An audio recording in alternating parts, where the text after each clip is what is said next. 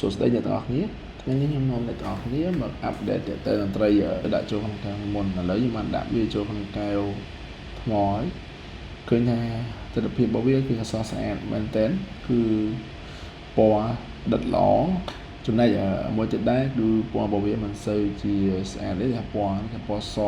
ពណ៌ប្រាក់ដែរពណ៌សនៅពេលដែលវាអត់អួតវាអត់មានពណ៌ទេតែនៅពេលដែលវាអួតបានចេញពណ៌ស្អាតតែកន្ត្រៃខាងក្រោមវាដាច់បន្តិចពួកវាទូចទេហើយនៅជាមួយខ្ញុំបំពន់វាធំតិចខ្ញុំដាក់សាកគ្នាថាវាថ្មិញរបស់ពួកវាល្អប៉ុន្មានហើយនេះហើយមួយនេះ alien របស់ខ្ញុំគឺដាក់ជាមួយ Galaxy វាអត់អួតទេតែបើដាក់ជាមួយព្រៃឃើញថាវាអួតហើយស្អាតមែនតើតែយើងបានចាំវាទៅមកទឹកដែរហើយយើងអត់ទាន់មានមេសម្រាប់បង្កាត់វាទេជាមួយ